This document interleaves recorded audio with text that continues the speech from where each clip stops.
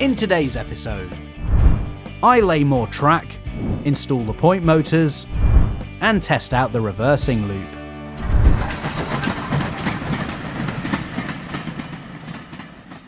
Hello everyone, welcome back to my channel, That Model Railway Guy, and welcome to episode 2 of building a TT120 model railway. And as you just saw from the intro, there's a lot of exciting stuff coming up in this video. As before, this series has been sponsored by the Model Centre, also known as TMC. More about them later on because there is a lot of stuff to get through today. Now, last time out, I successfully laid the track for the 2 main circuits and got trains running on them, but there's still one major section that needs to be installed, and this is the cut-through that will form the basis of the reverse loop, and that poses some problems. Now, if you don't know what a reverse loop is, well, let me explain. A reverse loop can take a few different forms, but at its basic core, it's when a single line wraps around and joins back onto itself, allowing a train to change the direction it's running in. It can also be referred to as a balloon loop because the basic shape resembles a balloon and string. Now on this layout, the reversing loop is actually part of the inner circuit, and it's this central section that cuts through the middle that I'll be working on today. This cut through not only creates some nice visual opportunities for the layout, but it'll also allow trains to reverse their direction before running back up to the station on the upper level. This is the state of play with the layout so far though, and you can see we already have the 2 main circuits laid, along with all the point work at the very front on the right hand side too. Luckily, I've already got the 2 points in place that the cut through will be accessed via, one at the front and one at the back. So all I need to do is span this gap with some track. Here I've got some sections of flexible track bent to roughly the right shape to show you what the plan is, and I think this is really going to improve the look of the layout. Like in the previous episode, I'll start by putting down a layer of PVA glue on the baseboard.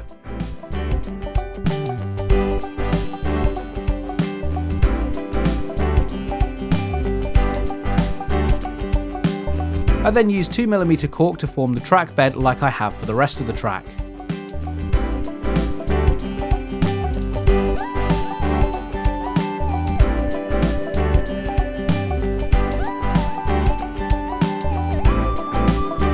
With the cork cut into 2 thin strips like this, I can bend it to follow the line of the track as it curves into the points at each end.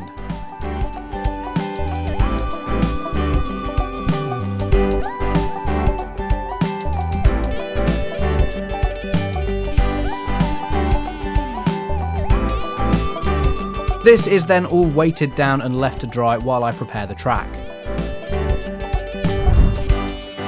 The first thing to do here is cut down the inside rail, which ends up being a bit longer when you bend the track. And as you can see, that was pretty easy using the Dremel. Next, I need to remove a few sleepers from the end of this section as well. This is particularly tough with the TT Peco track as the rails are partially embedded into the plastic sleepers. With the track flipped over, I then just add a little bit of solder to the underside of each rail. This is in preparation for the feeder wires that I'll solder on next. And these are the feeder wires that will bring power to this section of track, one black and one red. These feeders will be particularly important because this entire section needs to be electrically isolated from the rest of the layout. I'll explain exactly why I need to do this in just a moment, but to isolate this section I'm just using plastic fish plates on the end of the track. With the isolating fish plates in place, I can then connect this section up to the set of points at the front of the layout. The track can then be bent to follow the smooth curve of the cork. Because this track section isn't quite long enough, I do need to cut a second piece of track to fill the remaining gap. Again, I'll add a little bit of solder to the underside so that I can connect the feeder wires to this section too.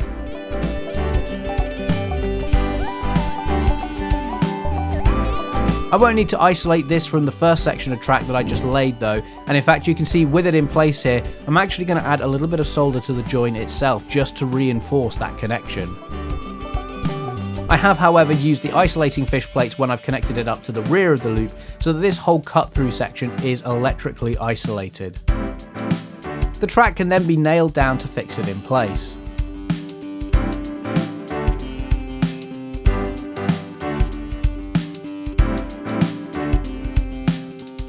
I also drilled 4 holes, one for each of the feeder wires.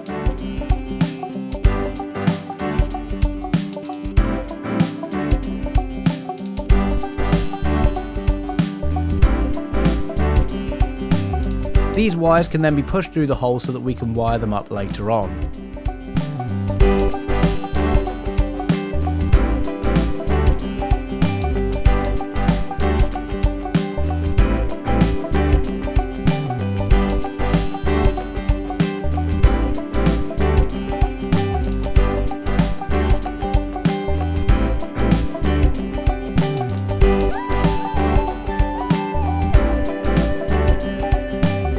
This is what the layout now looks like with the cut through installed, although because of those isolating fish plates at each end, currently no trains will be able to run through this section until we do the wiring for the reverse loop. This episode has very kindly been sponsored by the Model Centre, who are not only official stockists of Hornby's TT120 range, but they also have a huge range of locos and rolling stock in all the major scales and gauges. Now, one of the things that I think is really unique to TMC is the amount of customization they give you when buying a model from them. For example, you can opt to have them do custom weathering on your loco, including their value weathering, which amazingly only costs £20. They can also go much further too, like adding real coal to steam locos. They can fit DCC decoders or even sound decoders too. They can add crew to the cab, fit lamps, or even renumber and rename a loco for you. What I really like though is how easy they make this, as on their website you just select the customizations you want and it shows you how much it'll cost right there and then. I think it's a brilliant service, especially for people like me who are a bit worried about messing up a brand new model. You can check out all the options on their website, tmcdirect.co.uk, or just follow the link in the description. And once again, a big thank you to the Model Centre for sponsoring this series. As I mentioned earlier, a reverse loop can cause some issues from an electrical point of view. If we look at this diagram, you can see our 2 different rails have 2 different polarities. But when this loops around and joins back onto itself, you can see the polarities have switched sides, and this will cause a short circuit. Now, the way to prevent this is to completely isolate part of this section of track from the rest of the layout. Now, in my case, because the reverse loop also forms part of the circuit, I've only isolated this section of track. We then need to install an AutoReverser, which will swap the polarity in this section so quickly the trains won't even notice. This will take its power from the DCC bus and will feed it to the isolated section of track, making sure the polarity is correct for us automatically. This is the AutoReverser I'm using, and there's a link to it in the description along with everything else I'm using in this video too. First, I'll quickly mark the position of the hole so that I can fix this to the underside of the baseboard. Then the pilot holes can be drilled before the module is fitted in place.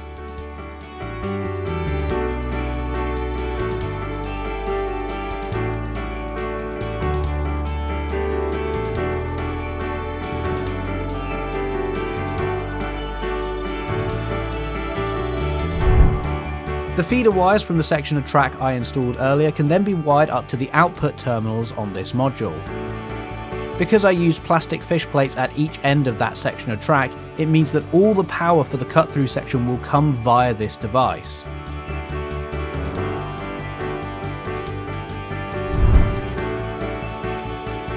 And I'll just use a clip here to keep all this nice and tidy. Next, I need to run power from the DCC bus down to the AutoReverser, so I'll solder on a feeder wire to both the red and black wires.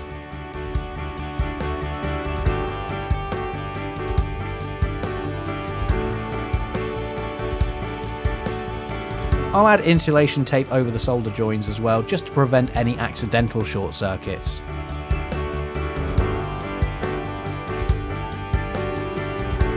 These 2 feeds can then be hooked up to the input on the AutoReverser, again using the screw terminals provided. And that's the entire process. The AutoReverser will take its power directly from the DCC bus, and it should automatically detect when it needs to invert the polarity for us.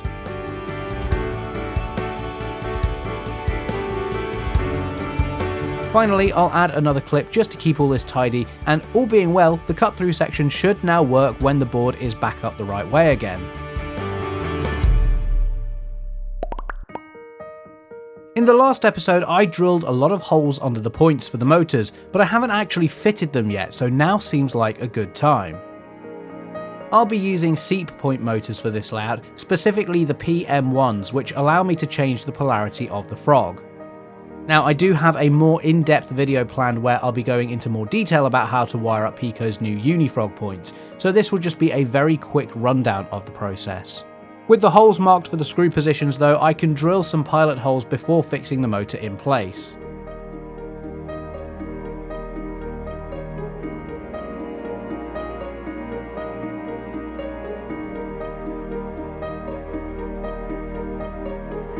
And of course, as the motor was put in place, I obviously made sure that the rod was actually interfacing with the point's tie bar. The motor is then fixed in place with screws.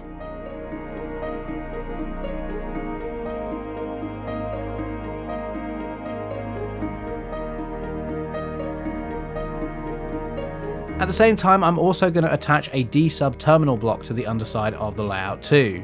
This is similar to what I did on my 009 layout Govard tin, where I'll connect all the wires from my point motors to this terminal block. Then I'll have one big wire that connects here that will run back to the control panel with all the different switches.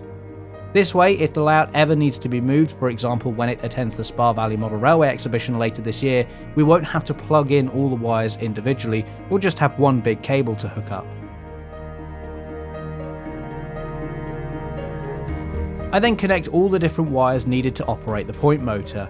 In the past, when I've used these seat motors, I've only ever needed to solder on 3 wires to each motor. But because these are PM1s, there's actually 6 wires now for every single motor, since there's also that built-in micro switch to control the polarity of the frog. Having all these colour coordinated is really helpful though, as it means I can easily identify any problems that might come up in the future. The other ends of the switch wires are hooked up to the D-sub screw terminals. And so is the common wire that runs to all the motors too. As this wire is common to all of the point motors, I can essentially daisy chain this between all the different solder tabs rather than needing an individual feed for each one. One other thing you need to be aware of if you have points close together though is to insulate the feeds from the frogs themselves, just so that you don't accidentally cause a short circuit.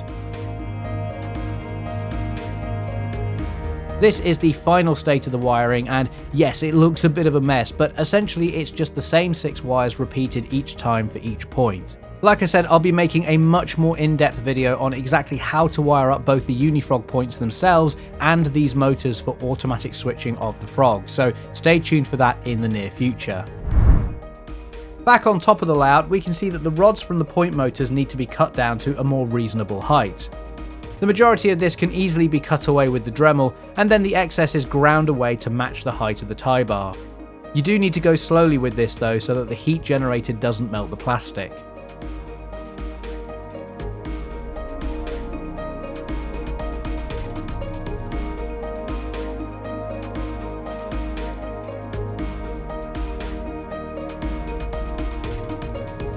Now, you may remember from the previous episode, the 2 points at the very front of the layout are operated using the wire in tube method, and so in this case the rods from the point motors need to be attached to the piano wire. I'm doing this just by adding a tiny amount of Gorilla Glue to where they both meet. This will expand as it dries to hopefully create a nice solid joint. I did try soldering these together originally, but I had real trouble getting a strong joint, so that's why I've opted to glue them together instead.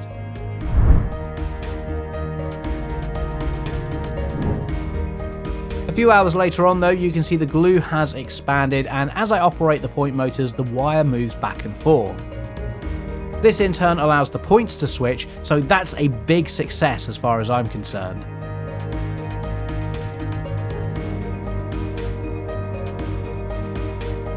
And with that done, the rest of the rods can be cut away using the Dremel.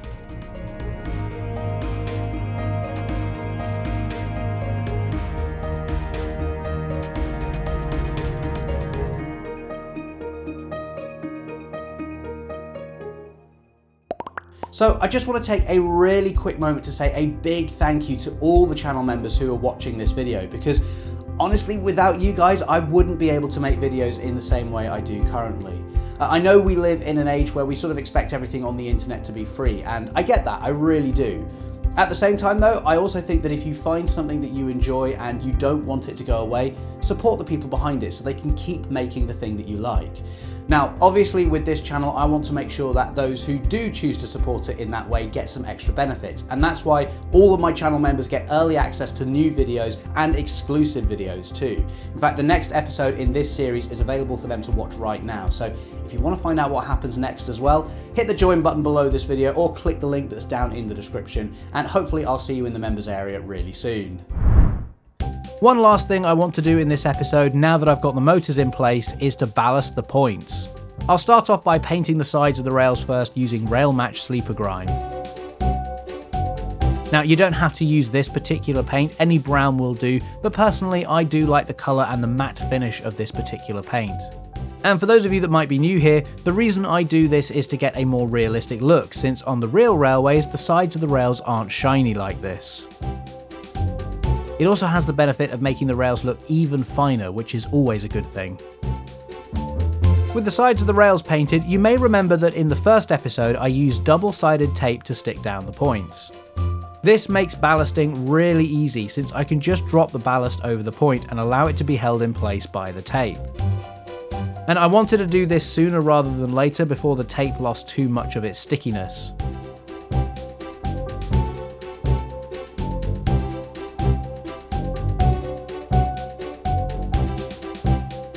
Once the point is covered with loose ballast, I then just run over it with a small handheld vacuum.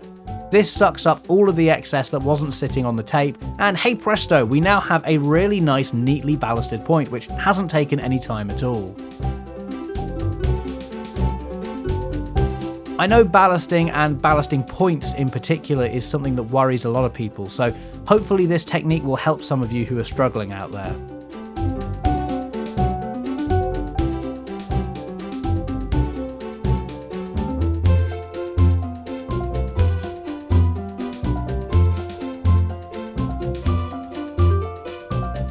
And of course, don't forget that the excess ballast you hoover up can all be recycled for use on other parts of the layout too.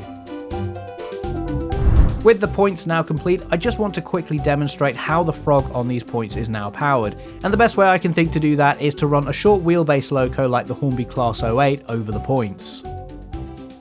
Here you can see the loco running through the crossover at a nice slow speed, and because the frogs are now powered, there's very little chance of it stalling even at a crawl like this.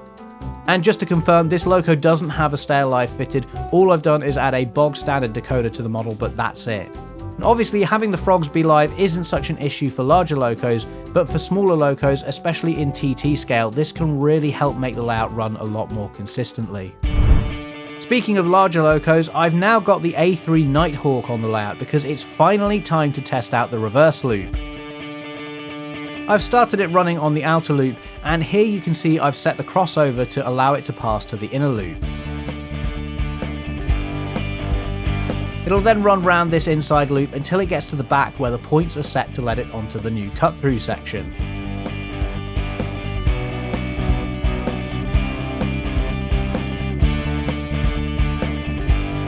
And then it rejoins the inner loop without any issues at all, so the reverse loop module is definitely working.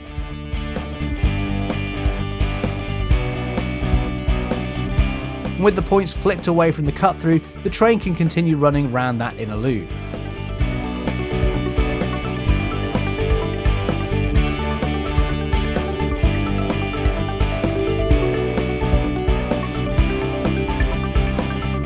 Or I can have it cross back over to the outer loop, now travelling in the opposite direction to how it was originally. And eventually this could then run back up to the upper level and into the station once I get that section built. I'm actually going to start building that upper level in the next episode, so don't forget, if you want to see that right now, become a channel member and you'll get early access to that video. In the meantime, if you haven't already, please do subscribe to the channel and hit the bell icon too to get notifications if you want to keep up with this layout build. And here's a look at what's coming up next time. I start work on the upper level, try my hand at uncoupling, and are the platforms long enough?